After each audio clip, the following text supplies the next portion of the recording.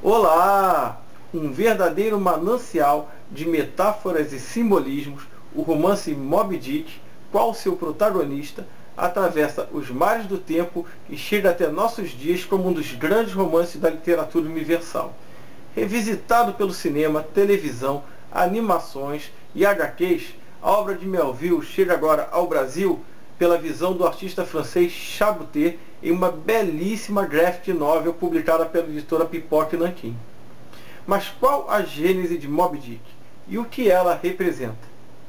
Vamos falar sobre um dos grandes clássicos da literatura e também sobre obras recontadas e, é claro, a graphic novel de Chaboté. Herman Melville nasceu no ano de 1819 na ilha de Manhattan. E desde muito jovem, no porto de Nova York, acompanhou o espetáculo de navios e marinheiros em suas chegadas e partidas rumo ao oceano. O início de sua vida foi o que poderíamos chamar de infância dos sonhos de qualquer criança. Mas logo, com a família endividada e a morte do pai, Herman viu sua vida se modificar com a perda de prestígio e posição social, que sempre acompanham as derrocadas financeiras. Quando Melville tinha então 21 anos, partiu em um navio rumo ao Pacífico Sul, em busca de aventuras, beleza e mistérios que tanto atraíam a atenção e a imaginação das pessoas da época. Vivendo em um período nas Ilhas Marquesas, entre povos exóticos, talvez até canibais, Herman Melville expandiu sua visão de mundo de forma abrupta e permanente. O padrão moral conhecido por ele até então deixou de ser o único. A vida permitia inúmeras possibilidades. Essa convivência com outras culturas desenvolveu no futuro autor de Moby Dick a tolerância e o respeito por outros seres humanos, bem como uma visão muito crítica sobre o colonialismo. Bom, após 4 anos no Pacífico, entre aventuras marítimas e convivências com os povos das ilhas, Melville retorna e descreve sua odisseia no livro Typee. Publicado em 1846, o livro torna-se um sucesso que, juntamente com o livro O Mu, transforma Herman Melville em um escritor de sucesso. Após 5 anos então, e a publicação de outros livros, Melville estava pronto para escrever sua obra-prima, Moby Dick. Moby Dick, o livro, foi escrito em um mundo em transição. A Revolução Industrial, a descoberta do ouro, migrações para o oeste e a escravidão dividindo o país. As convulsões neste mundo em transformação foram exploradas por Melville em Moby Dick. O navio Pequod é um microcosmo, uma representação deste mundo. Sua tripulação era representada por diversas etnias. O oceano, a existência. Sempre mutável, desconhecida, com promessas de prazeres e perigos, vida e morte. E a baleia branca, o símbolo maior, Deus ou o diabo, o elemento desconhecido que motiva, molda e desfigura o destino dos homens. A força da natureza, o poder do acaso ou a intenção onipotente. Fisicamente falando, Moby Dick é uma sombra fugidia, porém psicologicamente está sempre presente. Mas a narrativa concentra-se no navio baleiro Pequod e sua tripulação. É neste pequeno palco que os atores, nós humanos, encenamos nosso drama. O narrador da história chama-se Ismael, e uma das frases mais consagradas da literatura universal. Estranhamente, a tradução, uma das melhores, de Moby Dick, da Kozak Naif, não começa assim, chamai-me Ismael. Eu não sei porquê, salvo engano, ela inicia de forma diferente o livro. Mas vamos lá. Então, Ismael, ele nos conduz através do Pequod em uma jornada à caça às baleias. Só que, na verdade, o seu capitão, o capitão Ahab, ele tenciona caçar uma única baleia na vastidão do oceano. Naquela época, o óleo de baleia era imprescindível para a civilização de então. E falando em Ahab, o capitão Ahab, o símbolo máximo da resistência do ser humano frente às forças imponderáveis, arbitrárias e muitas vezes cruéis do destino, que menosprezam o homem, o seu intelecto e a sua vontade.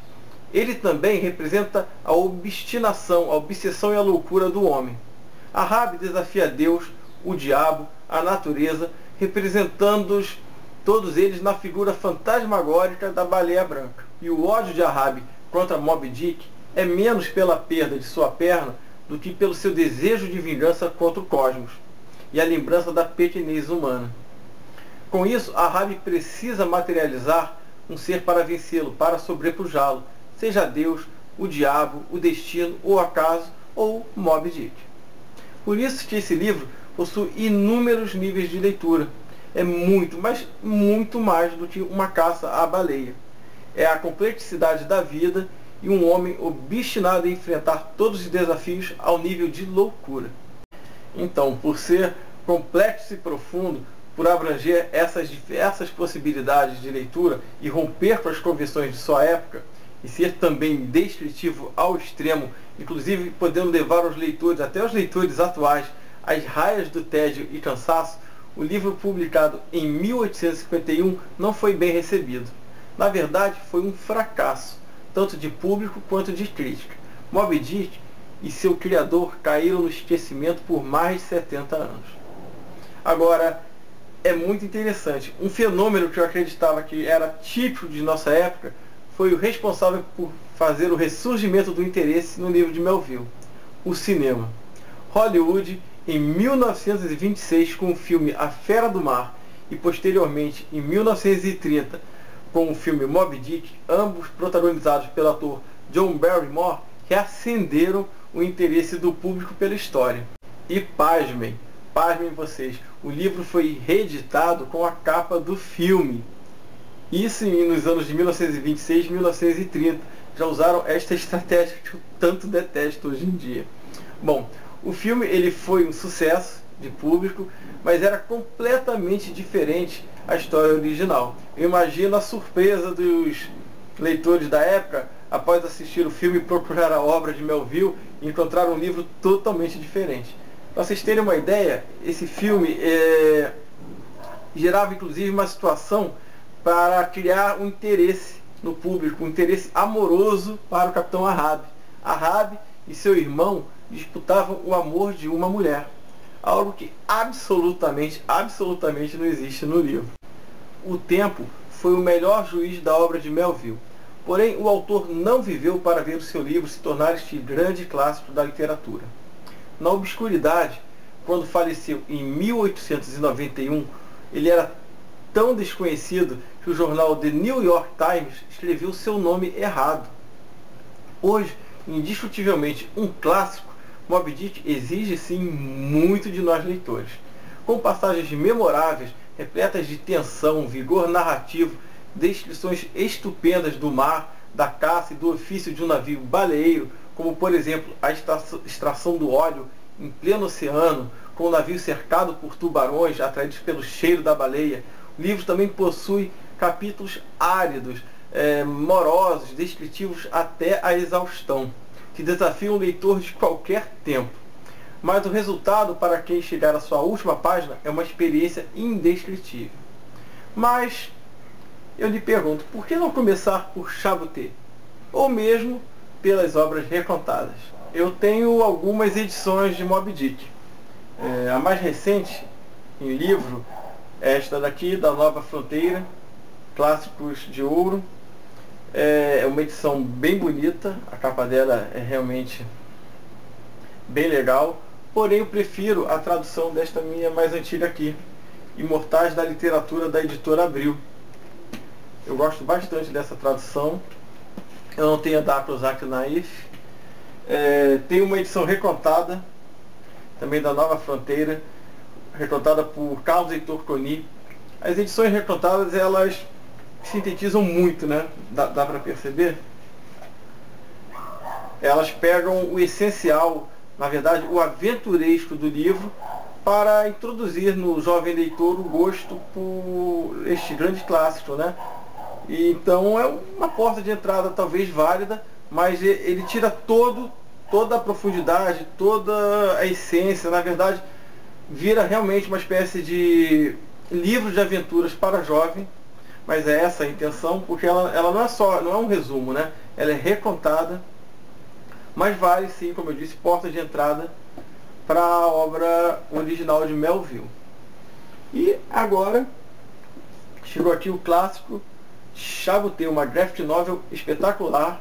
Eu fiz um vídeo, vou deixar aqui na descrição, mostrando as páginas, as minhas primeiras impressões. Assim que o livro chegou, eu fiz esse vídeo, ele não tem nenhuma descrição mais detalhada, foi no calor do momento mesmo, mas ficou bem interessante. Bom, a obra de Chabutê, ela me impressionou porque ela não baseia em gradações de tons de cinza. Apenas o preto e o branco, essas duas cores, ou essas duas antíteses, talvez como Ahave e Moby Dick, com essas duas cores, como eu ia dizendo, ele consegue passar toda a grandiosidade da obra. É impressionante os desenhos de Chabutê e a sua forma narrativa. Eu vou deixar um exemplo com um videozinho de alguns segundos, onde eu peguei quadro a quadro uma página aqui deste clássico e fiz uma espécie de demonstração de como a fluidez do desenho e da narrativa de Chabutê são impressionantes. Dê uma olhada só.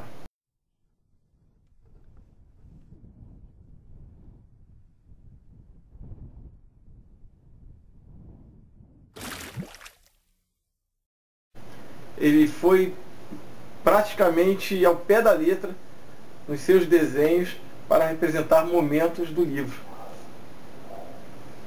Então, é outra porta de entrada, mais que uma porta de entrada, é uma obra que, juntamente com a original de Melville, ajuda a enriquecer muito a vida de nós leitores para compreender melhor este grande clássico. Persida sua baleia, seja persistente e mergulhe nas páginas de Moby Dick. Bom, é isso, pessoal. Se gostaram, deem o seu joinha, divulguem o canal, se inscrevam e até o próximo vídeo, pessoal. Até mais!